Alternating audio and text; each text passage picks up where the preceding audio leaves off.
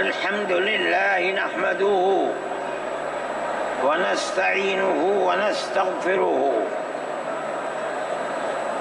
ونؤمن به ونتوكل عليه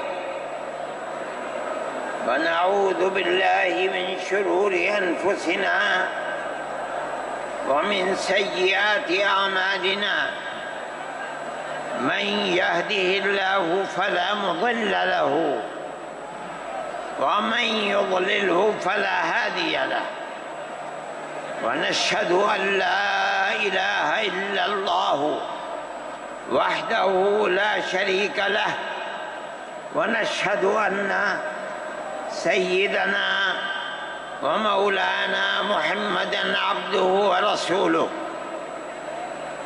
أما بعد مسلم پرسنل لا بورڈ کے صدر محترم نائیڈو صاحب کے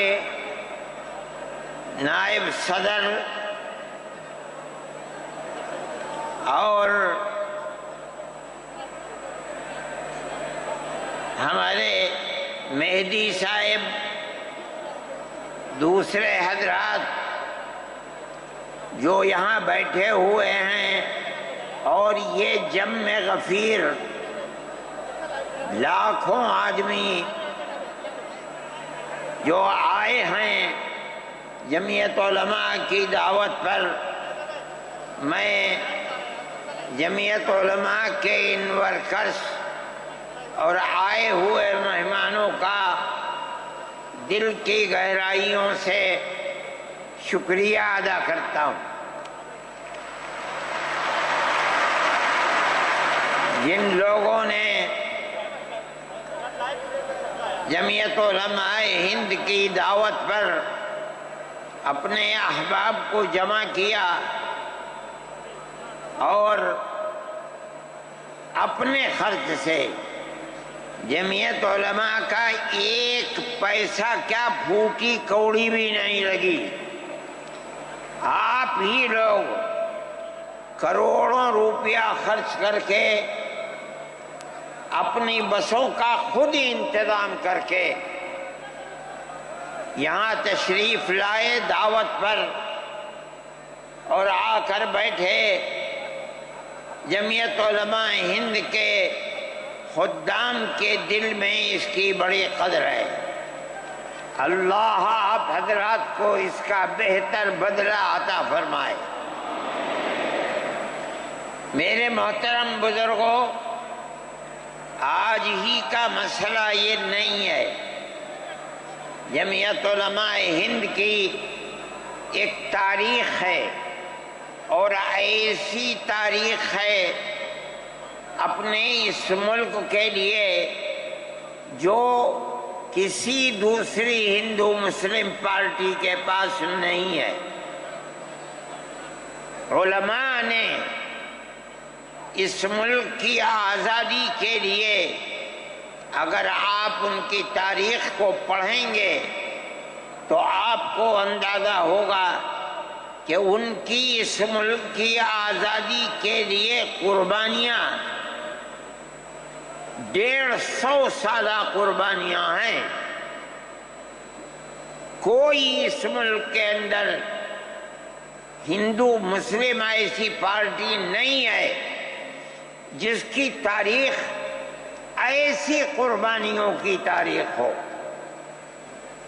حضرت شاہ عبدالعزیز صاحب محدث دہلوی نے 1803 میں آواز بلند کی تھی کہ ہمارا ملک غلام ہو گیا، اس غلام ملک کو آزاد کرانا اس ملک میں بسنے والے ہر مسلمان اور ہر شخص کا فرض ہے۔ کوئی مائی کا لال نہیں تھا جو انگریز کی طاقت کے سامنے آزادی ملک کا نعرہ بلند کر سکتا۔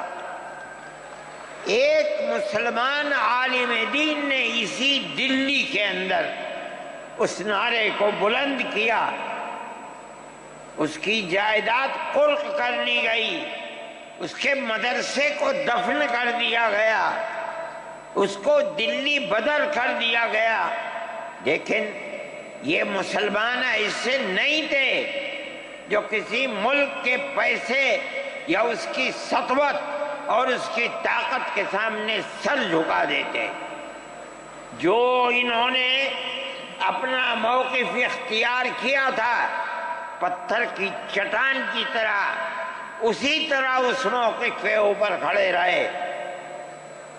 سب سے پہلا جہاد سن 1932 کے اندر ہوا، ہندوستانی لوگ تو جانتے بھی نہیں، اور اس کے اندر لوگ مر گئے، ختم ہو گئے۔ شاہ عبدالعزیز صاحب کے رشتے کے، ان کے قریب، ان کی اولاد میں شاہ اسماعیل شہید اور رائے بریلی کے شاہ احمد شہید، دونوں کے دونوں ختم ہو گئے، شہید ہو گئے بالا کوٹ کے میدان میں۔ لیکن پیچھے نہیں ہٹے۔ وہ لوگ جو بچ کر آئے تھے سن 1857 میں پھر جہاد کر دیا، اور اس کے اندر صرف اسی دلی کے اندر 33,000 مسلمان شہید کیے گئے، اور لال قلعے سے لے کر جامع مسجد تک درختوں کے اوپر ان کی لاشوں کو لٹکا دیا گیا۔ یہ مسلمان کی تاریخ ہے، علماء کی تاریخ ہے۔ بتائیں کون ہے جس کی زندگی کے اندر یہ تاریخ مل سکتی ہے؟ میں کہتا ہوں، لاکھوں آدمی کے سامنے کہتا ہوں، کوئی مائی کا لال ہے جس نے اس ملک کی اس طرح خدمت کی ہو جس طرح مسلمان علماء نے خدمت کی ہے؟ میرے بھائی، جمعیت علماء انہی مجاہدین کی بنائی ہوئی جماعت ہے۔ ہم تو ان کے جوتے سیدھے کرنے والے ہیں۔ ہمارا کیا کام ہے؟ ایک ہی کام ہے کہ انہوں نے جو جمعیت کی بنیاد کے اندر ہندو مسلم اتحاد اور ملک کے ہر بسنے والے کو ایک پیغام دیا تھا پیار و محبت کا، ہم اسی پیغام کو لیے بیٹھے ہوئے ہیں۔ ہمارا کام صرف اتنا ہے۔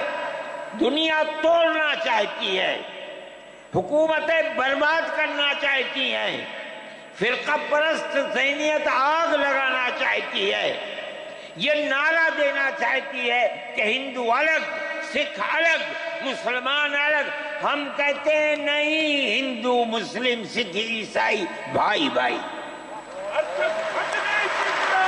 یہ ہمارا پیغام نہیں ہے، ان بزرگوں کا پیغام ہے جنہوں نے پھانسیوں کے تختوں کو چوما، اپنے اس ملک کے لیے چوما ہے، اس کی آزادی کے لیے چوما ہے۔ اس ملک کے اندر یگانگت اتحاد جس کو آج آگ لگایا جا رہا ہے، ہمارے بزرگوں نے اسی اتحاد کے لیے اپنی قیمتی جانوں کو قربان کیا ہے، اور ان کا مقصد یہ تھا کہ ملک آزاد ہو جائے۔ حکومت ایسی بننی چاہیے جو حکومت سیکولر حکومت ہو، کسی کا حق نہ جائے۔ کانگریس اس لیے نہیں بنی تھی، یہ 1803 کی آواز ہے کہ ملک غلام ہو گیا، جہاد کرنا فرض ہے۔ کانگریس کا تو وجود بھی نہیں تھا۔ کانگریس تو 28 دسمبر 1985 کو بنی ہے، اور اس کا پہلا اجلاس بمبئی کے اندر ہوا ہے۔ آپ لوگ سمجھیں اس کو، کانگریس ملک کو آزاد کرانے کے لیے نہیں بنی تھی۔ کانگریس کی تجویز موجود ہے، وہ کہتے ہیں کہ ہندو مسلم ملک کے بسنے والوں کی اس جنگ و جدال سے دو جہاد، سن 32 کا 1857 کا اس جہاد کے نتیجے میں جو برطانیہ کی حکومت اور ہندوستان کی حکومت میں دوری پیدا ہو گئی ہے، کانگریس کا مقصد تھا کہ اس دوری کو ختم کر دیا جائے، ملک کو اپنے گردن سے زنجیر غلامی کی نکال کر توڑ دیا جائے، کانگریس کا مقصد نہیں تھا۔ میں آپ سے کہتا ہوں یہ بات ہے اور کانگریس کی تجویز میں موجود ہے، کوئی اس کی تردید نہیں کر سکتا۔ کسی نے حضرت گنگوہی رحمت اللہ علیہ سے پوچھا کہ ایک جماعت بنی ہے جو ہندوؤں نے بنائی ہے انگریز کے ساتھ مل کر، کیا مسلمان اس جماعت میں شریک ہو سکتا ہے؟ حضرت نے فتویٰ دیا اور یہ کہا کہ جس طرح اپنے کاروبار میں ہندو مسلمان شریک ہو سکتا ہے، اسی طرح اس پارٹی کے اندر بھی ہندو مسلمان شریک ہو سکتا ہے، بشرطے کہ دین کو کوئی نقصان نہ پہنچے۔ اس فتوے کا نام ہے نصرت الابرار، جو پرانی مکتبیں ہیں، لائبریریاں ہیں، یہ آج بھی وہاں موجود ہے۔ یہ صرف فتویٰ نہیں ہے، یہ اس لیے ہے کہ یہ اشارہ ہے کہ مسلمانوں کو کانگریس کے ساتھ شریک ہونا چاہیے اور کانگریس کے اس نظریے کو بدلنا چاہیے، کانگریس کے اندر مستقل غلامی کی زنجیر کو توڑنے کے لیے اور انگریز کے ساتھ جہاد کرنے کے لیے تیار کرنا چاہیے۔ مسلمان جوق در جوق اس کے اندر شریک ہوئے، کانگریس کے اس نظریے کو بدل دیا اور کانگریس کو ملک کی آزادی کے لیے کھڑا کر دیا۔ یہ مسلمان کا، علماء کا، جمعیت علماء کا کردار ہے۔ کوئی مانے نہ مانے، تاریخ میں لکھی ہوئی چیزیں ہیں، ہم سے پوچھے ہم وہ تاریخ کی لکھی ہوئی چیزیں لیں گے۔ ہماری تاریخ کو مٹا دیا گیا۔ وہ طبقہ جو آج ملک کے اندر اسلام اور مسلمانوں کو دفن کرنا چاہتا ہے، وہ ہماری تاریخ کو دفن کرنے کے اندر کامیاب ہو گیا، مگر ہم کہتے ہیں یہ ہماری تاریخ ہے۔ میرے بھائی، ملک اسی طرح چلتا رہا، جیسے جیسے آزادی قریب آتی رہی، جمعیت علماء ہند وہ تنہا ایک جماعت تھی جو برابر موتی لال نہرو، جواہر لال نہرو، گاندھی جی سے یہ بات کہتی رہی کہ ہمیں ضمانت دو، ہم 143 سال ہیں ہماری زندگی، جہاد کی زندگی، ہمیں یہ ضمانت دو کہ ملک آزاد ہوگا تو اس کا کردار سیکولر کردار ہوگا، دستور سیکولر دستور ہوگا، جس کے اندر ہندو، مسلمان، سکھ، پارسی، عیسائی ہر ایک کو اپنے مذہب کے ساتھ جینے کا حق ہوگا اور حکومت کا کوئی مذہب نہیں ہوگا۔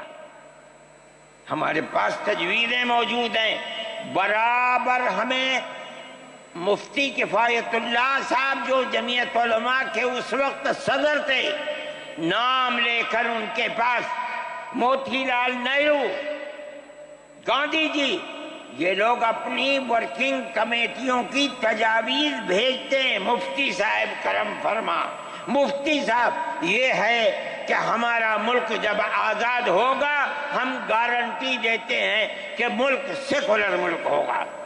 اس کا کیا مطلب ہے؟ ہمارا کردار، ہمارا مذہب، ہمارا وقت، ہر چیز آزاد رہے گا، مسلمان جس طرح چاہے گا اپنی زندگی گزارے گا، اپنے مذہب کو سینے سے لگا کر زندگی گزارے گا۔ میں یہ بات صرف ہوائی نہیں کہہ رہا ہوں، آپ غور سے اس تحریر کا ایک ایک لفظ سنیں۔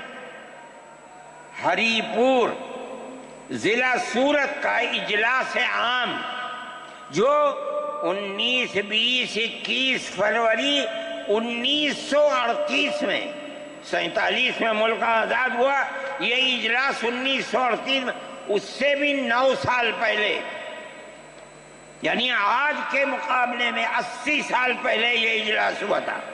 اس کے اندر تجویز دیکھیے آپ، ورکنگ کمیٹی نے 1937 میں اپنی کلکتے کی میٹنگ میں اقلیتوں کے حقوق پر جو تجویز پاس کی تھی اسے یہ کانگریس منظور کرتی ہے، اس وقت کی بات ہے،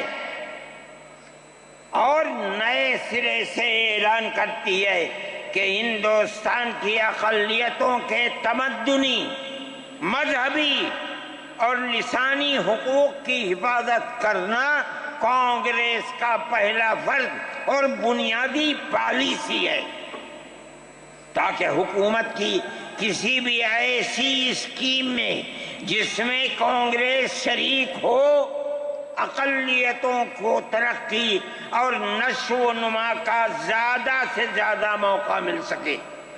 آپ الفاظ پر غور کیجئے، اور وہ قوم کی سیاسی، اقتصادی اور کلچرل زندگی میں پورا حصہ لے سکے۔ اس کے بعد اس بنیاد پر مسلمانوں کو مطمئن رہنا چاہیے کہ آزاد ہندوستان کی حکومت میں ان کا مذہب، مذہبی فرائض، اذان، نماز، جمعہ، عید، روزہ، حج، زکوٰۃ، مذہبی تبلیغ، مساجد، مقابر، قربانی، مذہبی جلوس، مذہبی جلسے وغیرہ جملہ مذہبی رسوم اور مذہبی ادارے محفوظ ہوں گے، اور اسی طرح ان کی تہذیب و تمدن، ان کے تعلیمی ادارے، خانقاہیں، امام باڑے، عیدگاہیں، تکیے،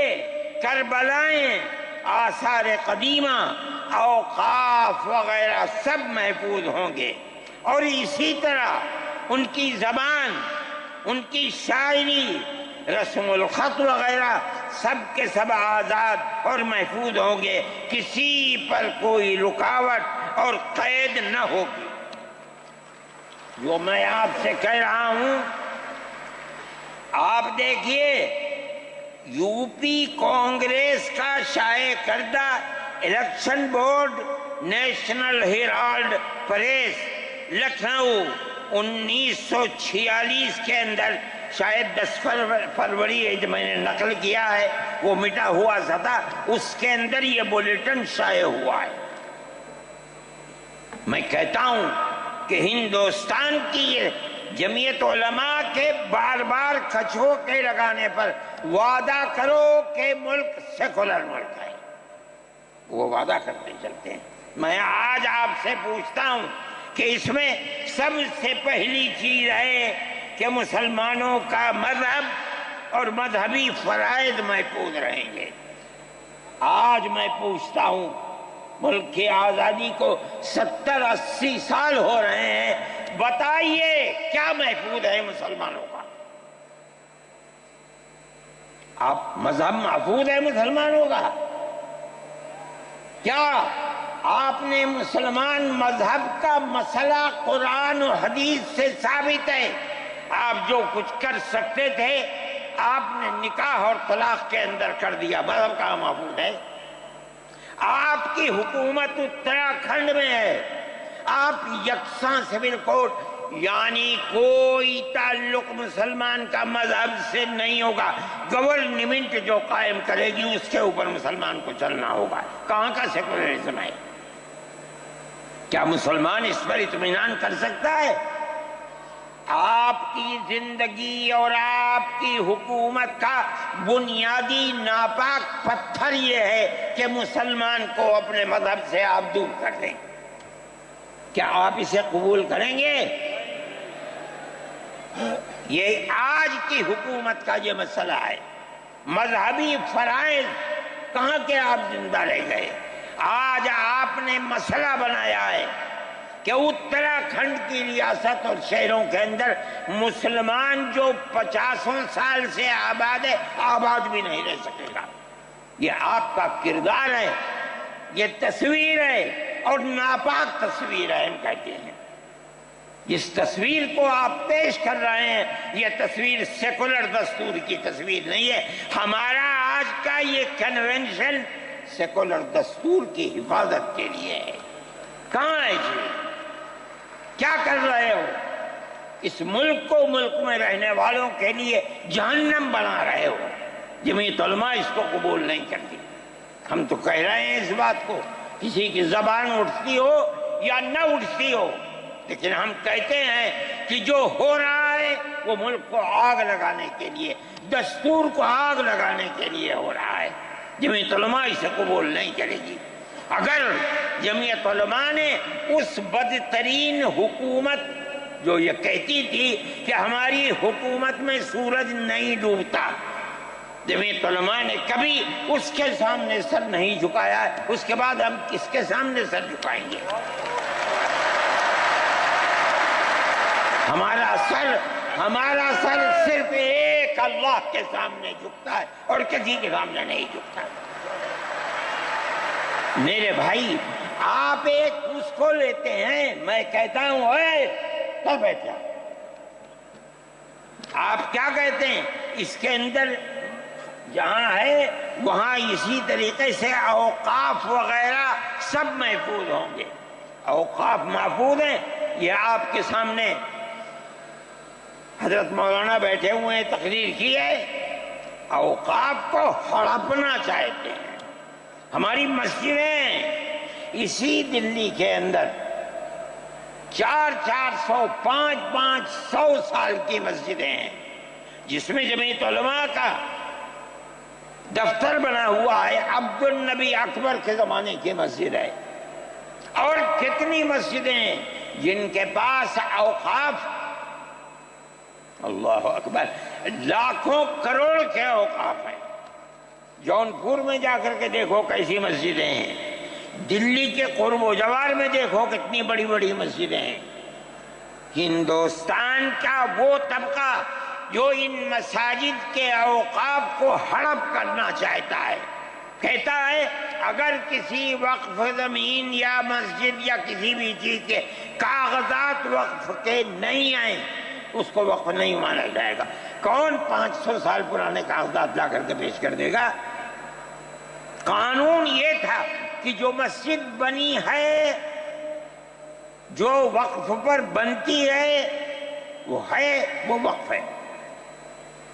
آپ کو کیا درد ہے کہ آپ اس وقف کو ختم کرتے ہیں؟ اس کا مطلب ہے مسلمانوں کی زمین کو ہڑپ کرنا چاہتے ہو، حرام کھانا چاہتے ہو، اس لیے ان اوقاف کو ہڑپ کرنا چاہتے ہو۔ ہم اس کو قبول نہیں کرتے۔ اوقاف ہمارے آباء و اجداد کے کیے ہوئے ہیں، اوقاف اللہ کی ملکیت میں دیے ہوئے ہیں، مسجدیں بنی ہوئی ہیں، آپ ان کی حفاظت کیجئے، اس لیے کہ ہم اس ملک کے رہنے والے ہیں، ہم باہر سے آئے ہوئے نہیں ہیں۔ اگر ہندو گوجر ہے مسلمان بھی گوجر ہے، اگر ہندو جاٹ ہے مسلمان بھی جاٹ ہے، اگر ہندو راجپوت ہے مسلمان بھی راجپوت ہے۔ جاؤ دیکھو کشمیر کے اندر، اگر ہندو برہمن ہے مسلمان بھی برہمن ہے۔ ہم اسی ملک کے رہنے والے ہیں۔ کسی کو اچھا لگا یہ مذہب وہ اس مذہب میں چلا گیا، کسی کو یہ مذہب اچھا لگا وہ اس مذہب میں چلا گیا۔ کیا مذہب کی بنیاد پر اس ملک کے اندر آپ ہمیں جینے کا حق نہیں دیں گے؟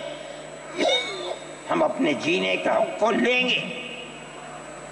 آپ نے جس سیاست کو اختیار کیا، آپ 2 الیکشن پہلے دیکھیے کس قوت کے ساتھ بی جے پی آئی تھی۔